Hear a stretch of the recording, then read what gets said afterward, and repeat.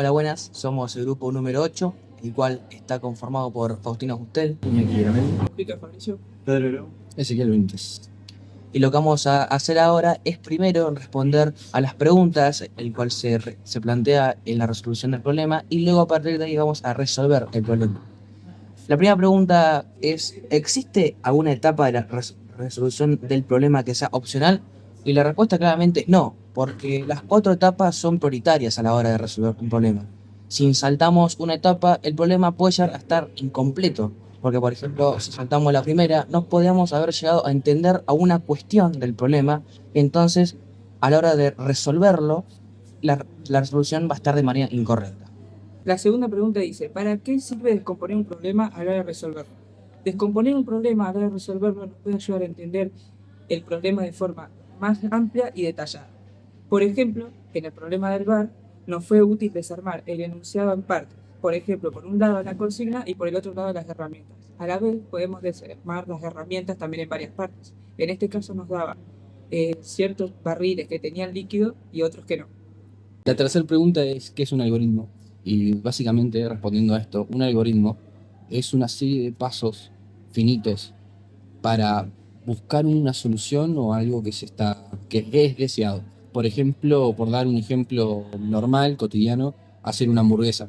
Sabes que tenés las instrucciones como hacer el pan, cortarlo, cocinar la carne, y bueno, eso. A mí me tocó la cuarta pregunta, la cual dice, ¿es recomendable abstraerse del problema para encontrar similitudes con otros problemas? Y yo respondí que sí, es recomendable, ya que al compararlo con otros problemas puedes llegar a encontrar patrones que te permitirían encontrar la solución más fácil. Podrías ver el mismo problema desde otro punto de vista y tratar de llegar a una solución parecida. O también podrías tener una mejor comprensión del problema. Al abstraerse uno hace que sea más simple la vista y sea más intuitivo para poder resolver el problema y llegar a la solución. Bueno, una vez respondidas las preguntas principales que están en la actividad, vamos a irnos a lo que es el problema y a la hora de resolverlos, cómo lo hicimos. Yo a continuación voy a leer el problema que dice, el dueño de un bar quiere dividir en dos partes iguales el líquido que lleva un recipiente de 16 litros. Para hacerlo, no tiene a su disposición más que el recipiente original y dos recipientes vacíos con capacidades de 11 y 6 litros. ¿Cuántas operaciones de trasvase son necesarias para efectuar la partición sin perder ni una gota de líquido? En el método de resolución de problemas se nos dice que hay 4 etapas necesarias.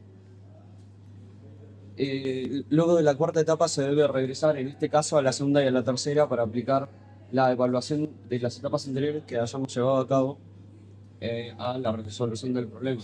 En este problema en particular, en la primera etapa lo que hicimos fue abstraer el problema a números. En vez de pensar en litros y en líquidos, pensamos solamente en la cantidad de litros de cada líquido en cada recipiente. En vez de tratar con objetos, tratamos con números. Y,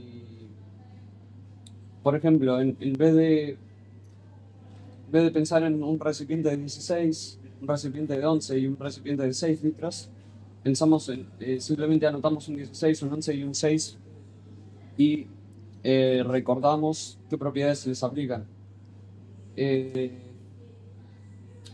Y a partir de que el problema nos diga que no podemos gastar ni una sola gota de líquido y que se empiece con un recipiente de 16 litros lleno y haya que partir esos 16 litros a la mitad en otros dos recipientes, concluimos en que es necesario que terminen habiendo 8 litros en el recipiente de 16 y 8 litros en el recipiente de 11, porque en el de 6 no se podría.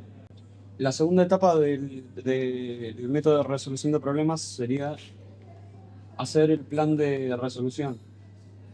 En este caso, lo que se hace es una especie de prueba de diferentes operaciones hasta llegar a los 8 litros en el recipiente de 16 y los 8 litros en el recipiente de 11. Pero, aparte de solamente hacer un prueba y error o diferentes pruebas hasta llegar a la que menos operaciones nos dé. Tenemos que tomar en cuenta que debemos evitar eh, llegar a etapas a las que ya hayamos llegado, porque si no Y los bucles. estamos en un bucle, estamos, agregando etapas de más, agregando operaciones de más. Y si lo que buscamos es hacerla más corta, eso es inconveniente. Aparte, hay que intentar evitar llegar a etapas a las que pudiéramos llegar anteriormente, porque también se agregan operaciones innecesariamente.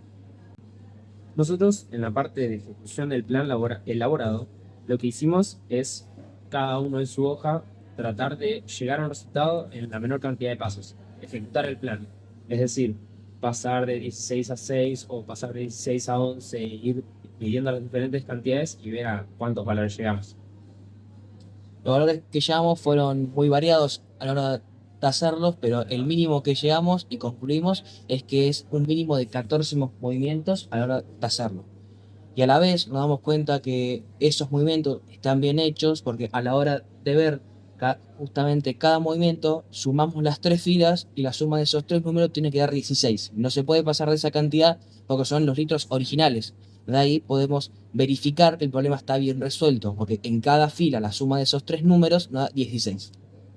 Para comprobar la solución obtenida, también lo que fuimos haciendo es ir chequeando los resultados obtenidos y obviamente a base de prueba y error, el que menos nos dio, el menor cantidad de intentos, fue 14.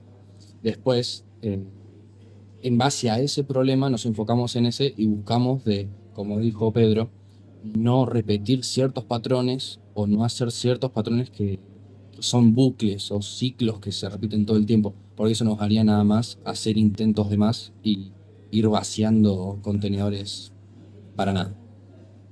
Bueno, esta fue la forma de extracción y el total de movimientos que tuvimos que hacer para llegar a este resultado, que fueron 14 movimientos.